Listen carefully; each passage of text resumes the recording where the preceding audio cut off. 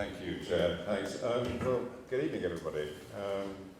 It's a lovely venue, this, a great city, but I've come all the way up from the Isle of Wight this morning, so I'm quite looking forward to this evening. At first, when I was preparing for tonight, I kind of concentrated on the work I've done in the last year on analysing the issue of strikes in essential services. There's a pamphlet that's been produced, which is probably the reason I'm here, which looks at international experience. It looks at the ILO, it looks at what other countries do in relation to trying to control strikes in essential services or mitigate some of the worst effects of it. But I want to come to that a little later, because the subject tonight is really much broader than that. So I started to think about a bit more deeply about the purpose and functions of trade unions, the underlying principles of their existence. And I look back into the fairly heroic history of the trade union movement and the achievements that they've made in terms of increasing living standards and improving health and safety standards for lower paid workers and for professional classes. And there's no doubt that the trade unions have been vitally necessary as a counterbalance to the power vested in the employer, whether it's a private sector or multinational or public sector employer, such as the NHS or a local authority. And there have been times in our history when imbalances in that relationship between organised labour and capital have swung too far in one direction. And when that happens, a political correction takes place. I mean, if you look at Clem Attlee's Labour government in 1945, which achieved an unexpected but huge swing of over 12% to Labour, that was one such time, and it was 10 years before the Conservatives won back power.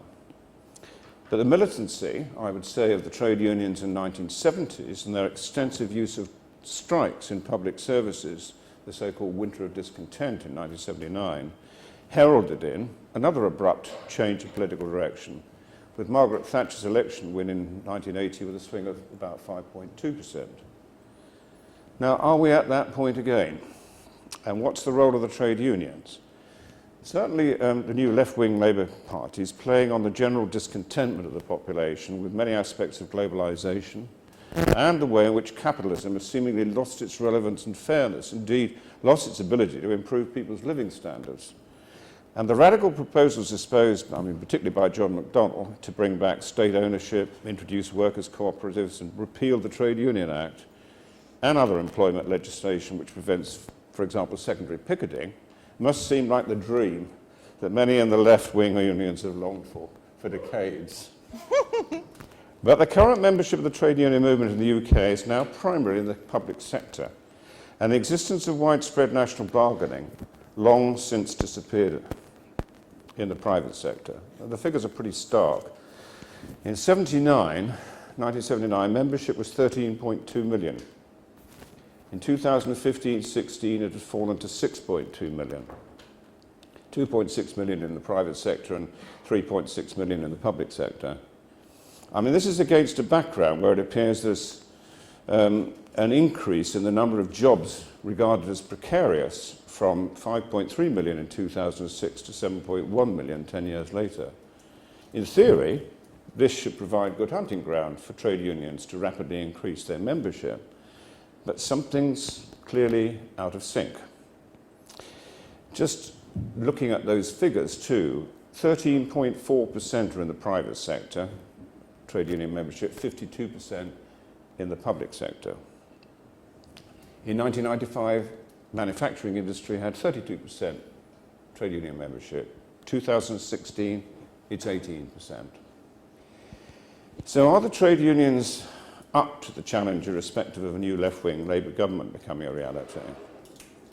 I suppose one of the features that I have to admit to is that the closed shop agreements, which were gradually outlawed, probably has contributed to that fall in trade union membership. But I think that the constant attacks by left-wing union leaders on everyone other than their own extremist, by general standards, political views may be part of the problem.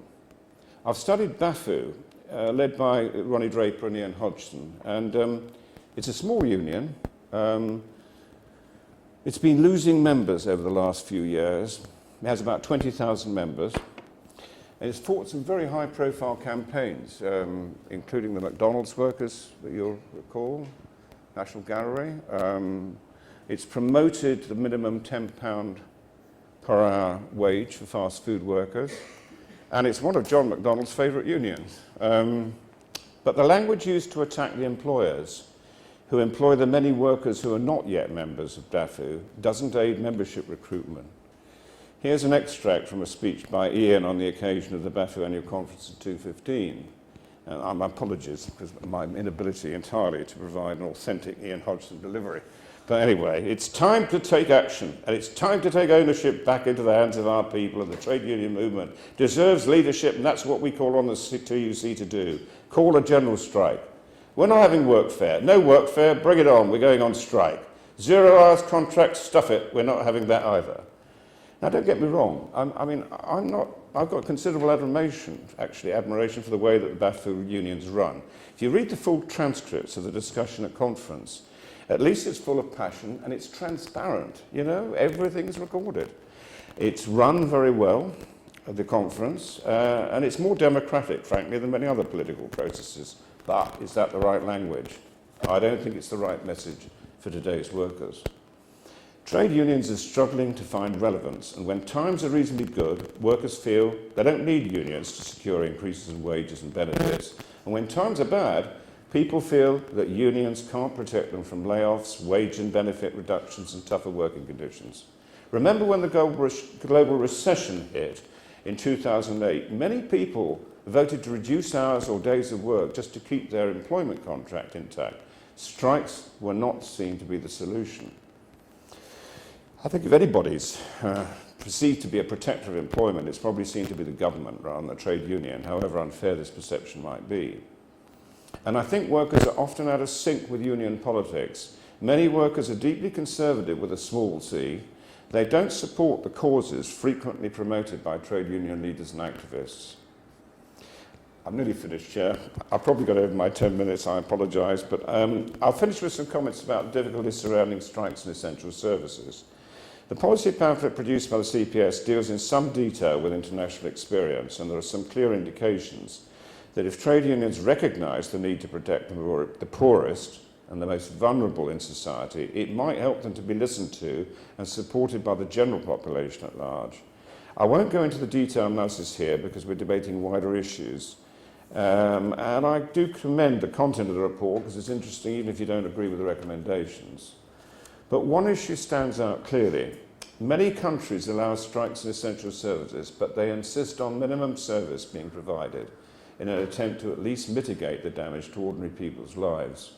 I'd like to see an approach being made by both the TUC and the government to the ILO to see if they can agree more detailed guidance on how such agreements can be reached. Thank you for listening, and I look forward to continuing debate.